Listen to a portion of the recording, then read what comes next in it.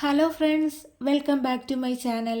അപ്പോൾ ഞാൻ ഇന്നും വന്നിട്ടുള്ളത് ഒരു കർക്കിടക സ്പെഷ്യൽ റെസിപ്പിയുമായിട്ടാണ്. ഉഴുന്ന ചോറാണ് നമ്മൾ തയ്യാറാക്കാൻ വേണ്ടിയിട്ട് പോകുന്നത്. നല്ല ടേസ്റ്റി ആയിട്ടുള്ള ഹെൽത്തി ആയിട്ടുള്ള ഒരു റെസിപ്പിയാണ് ഇത്. അപ്പോൾ നമുക്കിതെങ്ങനെ തയ്യാറാക്കുന്നതെന്ന് ഒന്ന് നോക്കിയിട്ട് വരാം. ചോറ് തയ്യാറാക്കി എടുക്കുന്നതിനായിട്ട് ആദ്യം തന്നെ നമുക്ക് വേണ്ടത് ഉഴുന്നാണ്. ഞാനിവിടെ 1/2 കപ്പ് ഉഴുന്നാണ് എടുത്തിട്ടുള്ളത്. തോടോട് കൂടിയിട്ടുള്ള ഉഴുന്നാണ് കേട്ടോ എടുത്തിട്ടുള്ളത്. ഇതില്ലാന്നുണ്ടെങ്കിൽ സാധാ ഉഴുന്ന് വേണമെങ്കിൽ നമുക്ക് എടുക്കാവുന്നതാണ്. ഞാനിവിടെ സ്പ്ലിറ്റഡ് ആയിട്ടുള്ള ഉഴുന്നാണ് എടുത്തിട്ടുള്ളത് കേട്ടോ. ഈ ഒരു തോടോട് കൂടിയിട്ടുള്ള ഉഴുന്നാകുമ്പം അത് കുറച്ചുകൂടി ഹെൽത്തി ആയിരിക്കും. അതില്ലാന്നുണ്ടെങ്കിൽ സാധാരണ നമ്മൾ എടുക്കുന്ന ഉഴുന്നെടുത്താലും മതിയാവും. പിന്നീട് നമുക്ക് വേണ്ടത് അരിയാണ്. ഞാനിവിടെ സാധാരണ നമ്മൾ ചോറ് വെക്കുന്ന വൈറ്റ് റൈസ് ആണ് എടുത്തിട്ടുള്ളത്. 1 കപ്പ് അളവിലാണ് എടുത്തിട്ടുള്ളത് കേട്ടോ. 1/2 കപ്പ് ഉഴുന്നിന് 1 കപ്പ് അരിയാണ് വേണ്ടത്.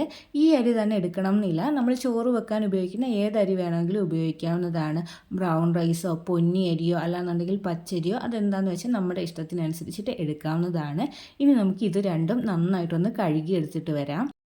അപ്പോൾ ഇതാ അരിയും ഉഴുന്നും ഞാനിവിടെ നന്നായിട്ട് കഴുകി എടുത്തിട്ട് കൊണ്ടുവന്നിട്ടുണ്ട്. ഇനി നമുക്ക് ഈ ഉഴുന്നൊന്ന് ചെറുതായിട്ട് ചൂടാക്കിയിട്ടെടുക്കാം. അതിനായിട്ട് ഫ്ലെയിം ഓൺ ആക്കിയിട്ട് ഞാൻ ഒരു പാൻ വെച്ച് കൊടുത്തിട്ടുണ്ട്. അതിലേക്ക് നമുക്ക് ഈ ഒരു ഉഴുന്നങ്ങ് ചേർത്ത് കൊടുക്കാം. എന്നിട്ട് നമുക്കിതങ്ങ് ചൂടാക്കിയിട്ടെടുക്കാം. ഒരു മീഡിയം ഫ്ലെയിമിൽ വെച്ചിട്ട് വേണം ചൂടാക്കിയിട്ടെടുക്കാൻ വേണ്ടിയിട്ട്. ഇതിൻ്റെ വെള്ളം നനവൊക്കെ പോയിട്ട് ഇതൊന്ന് ചൂടായിട്ട് വരണം. ഇതിൽ നിന്നൊരു സ്മെല്ലൊക്കെ വരും. അതുവരെ വേണം ചൂടാക്കിയിട്ടെടുക്കാൻ വേണ്ടിയിട്ട്. ഒരുപാട് നേരം ഇട്ടിട്ട് റോസ്റ്റ് ചെയ്തിട്ട് എടുക്കേണ്ട ആവശ്യമില്ല. ചെറുതായിട്ടൊന്ന് ചൂടായി വന്നാൽ മാത്രം മതിയാവും. അപ്പോൾ ഇതാ ഉഴുന്ന് ഇവിടെ ഒന്ന് ചൂടായിട്ട് കിട്ടിയിട്ടുണ്ട്. ഇതിൽ നിന്നും നല്ലൊരു സ്മെല്ലൊക്കെ വരും കേട്ടോ. ആ ഒരു സമയമാകുമ്പോഴത്തേക്കും നമുക്ക് ഫ്ലെയിം ഓഫ് ചെയ്തിട്ട് ഇതൊന്ന് എടുത്ത് മാറ്റാം. അതിനുശേഷം നമുക്ക് അരിയും ഉഴുന്നും വേവിക്കാൻ വേണ്ടിയിട്ട് വെക്കാം. ഞാനിവിടെ കുക്കറിലാണ് വേവിക്കുന്നത്. അപ്പോൾ ആദ്യം തന്നെ നമുക്ക് അരി ഇട്ട് കൊടുക്കാം. അതിനുശേഷം ഉഴുന്നും കൂടി ചേർത്ത് കൊടുക്കാം. അതിനുശേഷം ഇത് വേവാൻ ആവശ്യമായിട്ടുള്ള വെള്ളം ഒഴിച്ചു കൊടുക്കാം. ഞാനിവിടെ 4 കപ്പ് അളവിലാണ് വെള്ളം ഒഴിച്ചു കൊടുക്കുന്നത്. പിന്നീട് നമുക്കിതിലേക്ക് ഒരു 3 അല്ലി വെളുത്തുള്ളി കൂടി ചേർത്ത് കൊടുക്കാം.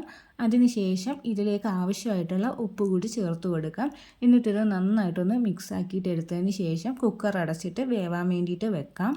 ഞാനിവിടെ ഹൈ ഫ്ലെയിമിൽ ഒരു വിസിലും മീഡിയം ഫ്ലെയിമിൽ 2 വിസിലും അടുപ്പിച്ചതിന് ശേഷം പ്രഷർ കംപ്ലീറ്റ് പോയിട്ടാണ് ഇത് തുറന്ന് നോക്കുന്നത്. നമ്മൾ എടുക്കുന്ന കുക്കറിൻ്റെ ഫ്ലെയിമിൻ്റെ ഒക്കെ അനുസരിച്ചിട്ട് ഈ ഒരു വിസിലിൻ്റെ എണ്ണത്തിൽ വ്യത്യാസം വരും. അപ്പോൾ അത് നോക്കിയിട്ട് ചെയ്യുക. അപ്പോൾ ഇതാ വിസിലൊക്കെ വന്ന് പ്രഷറൊക്കെ കംപ്ലീറ്റ് പോയിട്ടുണ്ട്. നമുക്കിനി ഇതൊന്ന് തുറന്ന് നോക്കാം. അപ്പോൾ ഇതാ അരിയാണെങ്കിലും ഉഴുന്നാണെങ്കിലും ഇവിടെ നന്നായിട്ട് തന്നെ വെന്ത് കിട്ടിയിട്ടുണ്ട്. വെള്ളമൊക്കെ വറ്റി വന്നിട്ടുണ്ട്. നല്ല പെർഫെക്റ്റ് ആയിട്ട് തന്നെ കിട്ടിയിട്ടുണ്ട് കേട്ടോ. ഇനി നമുക്കിത് നന്നായിട്ടൊന്ന് മിക്സ് ആക്കിയിട്ട് എടുക്കാം. അതിനുശേഷം ഞാൻ ഇതിലേക്ക് 1 കപ്പ് അളവിൽ ഫ്രഷായിട്ട് ചിരകിയെടുത്ത തേങ്ങ കൂടി ചേർത്ത് കൊടുക്കുകയാണ്. എന്നിട്ട് നമുക്കിത് നന്നായിട്ടൊന്ന് മിക്സ് ആക്കിയിട്ട് എടുക്കാം കേട്ടോ. തേങ്ങയ്ക്ക് പകരം തേങ്ങാപ്പാൽ വേണമെങ്കിൽ ഉപയോഗിക്കാവുന്നതാണ്. തേങ്ങാപ്പാലിൽ വേവിച്ചെടുത്തിട്ടുള്ള ഉഴുന്നുചോറിൻ്റെ റെസിപ്പി വേറെയും നമ്മുടെ ചാനലിലുണ്ട് കേട്ടോ. അപ്പോൾ എല്ലാവരും അതും കൂടി ഒന്ന് പോയി കണ്ടു നോക്കണേ. അപ്പോൾ ഇത് നന്നായിട്ട് മിക്സ് ആക്കിയിട്ട് എടുക്കാം. ഇനി നമുക്കിതിലേക്ക് ഒരു താളിപ്പും കൂടി ആവശ്യമായിട്ടുണ്ട്. ഈ താളിപ്പ് ആവശ്യമില്ല എന്നുണ്ടെങ്കിൽ ഇങ്ങനെ തന്നെ കഴിക്കട്ടെ. ഇങ്ങനെ കഴിച്ചാലും നല്ല ടേസ്റ്റിയാണ്, ഹെൽത്തിയാണ്. ഞാൻ പക്ഷേ ഇതിലേക്ക് ഒരു താളിപ്പും കൂടി ചേർക്കുന്നുണ്ട്. അപ്പോൾ നമുക്കത് എങ്ങനെയാണ് ചെയ്യുന്നതെന്ന് നോക്കാം. അതിനായിട്ടൊരു പാനിലേക്ക് 2 ടേബിൾ സ്പൂൺ നെയ്യൊന്ന് ഒഴിച്ച് കൊടുക്കാം. നെയ്യൊന്ന് ചൂടായിട്ട് വരുമ്പോഴേക്കും ഇതിലേക്ക് 1/2 ടീസ്പൂൺ അളവിൽ കടുക് ചേർത്ത് കൊടുക്കാം. കടുകൊക്കെ ഒന്ന് പൊട്ടി വരുമ്പോഴേക്കും ഇതിലേക്ക് 1/4 ടീസ്പൂൺ അളവിൽ ചെറിയ ജീരകം കൂടി ചേർത്ത് കൊടുക്കാം. അതൊന്ന് പൊട്ടി വരുമ്പോഴേക്കും ഇതിലേക്ക് 1 നുള്ള അളവിൽ ഉലുവ കൂടി ചേർത്ത് കൊടുക്കാം.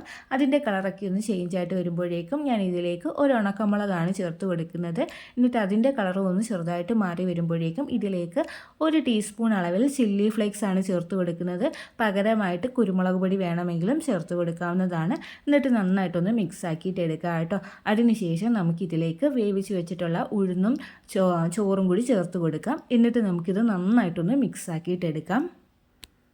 കറിവേപ്പില കയ്യിലുണ്ടെങ്കിൽ അതും ഇതിലേക്ക് ചേർത്ത് കൊടുക്കാവുന്നതാണ് കേട്ടോ. എൻ്റെ കയ്യിൽ ഇപ്പോൾ ഇല്ലായിരുന്നു, അതുകൊണ്ടാണ് ചേർത്ത് കൊടുക്കാഞ്ഞത്. അതിനുശേഷം നന്നായിട്ട് മിക്സ് ആക്കിയിട്ട് എടുക്കുക. അപ്പോൾ ഇതാ ഇത്രയേ ഉള്ളൂ. നല്ല ഹെൽത്തി ആയിട്ടുള്ള ടേസ്റ്റി ആയിട്ടുള്ള ഉഴുന്നുചോറ് ഇവിടെ റെഡി ആയിട്ടുണ്ട് കേട്ടോ. ഇതിങ്ങനെ തന്നെ കഴിക്കാം. കാരണം ഇതിൽ കുറച്ച് എരിവൊക്കെ വരുമല്ലോ, നമ്മൾ ചില്ലി ഫ്ലേക്സ് ഒക്കെ ഇട്ടല്ലേ. അപ്പോൾ ഇത് ഇങ്ങനെ തന്നെ കഴിക്കാൻ നല്ല ടേസ്റ്റാണ്. അല്ലാന്നുണ്ടെങ്കിൽ കറികളുടെ കൂടെ വേണമെങ്കിലും കഴിക്കാവുന്നതാണ്. ചിക്കൻ കറിയോ അല്ലാന്നുണ്ടെങ്കിൽ മുട്ടക്കറിയോ അങ്ങനെ ഏത് കറികളുടെ കൂടെ വേണമെങ്കിലും നമുക്ക് കഴിക്കാൻ പറ്റുന്ന ഒരു ഐറ്റമാണ്. ഇത് കർക്കിടക മാസത്തിൽ മാത്രമല്ല കേട്ടോ, അല്ലാതെയും നമുക്കിത് തയ്യാറാക്കി കഴിക്കാവുന്നതാണ്. പെൺകുട്ടികൾക്കൊക്കെ വളരെ നല്ല ഒരു റെസിപ്പിയാണ് കേട്ടോ. അപ്പോൾ എല്ലാവരും ഇതൊന്ന് തയ്യാറാക്കി നോക്കണേ. കർക്കിടക മാസത്തിൽ കഴിക്കാൻ പറ്റിയിട്ടുള്ള കുറേ റെസിപ്പീസൊക്കെ നമ്മുടെ ചാനലിലുണ്ട്. അപ്പോൾ എല്ലാവരും അതും കൂടി ഒന്ന് കയറി കണ്ടു നോക്കണേ. വീഡിയോ ഇഷ്ടമായെങ്കിൽ ലൈക്ക് ചെയ്യാൻ മറന്നു പോകല്ലേ. അതുപോലെ തന്നെ ആദ്യമായിട്ട് ചാനൽ കാണുന്ന കൂട്ടുകാരാരെങ്കിലും ഒക്കെ ഉണ്ടെങ്കിൽ പ്ലീസ് ഒന്ന് സബ്സ്ക്രൈബ് ചെയ്ത് സപ്പോർട്ടും കൂടി ചെയ്യണേ. വീണ്ടും നല്ലൊരു വീഡിയോ ആയിട്ട് വരാം. Thanks for watching.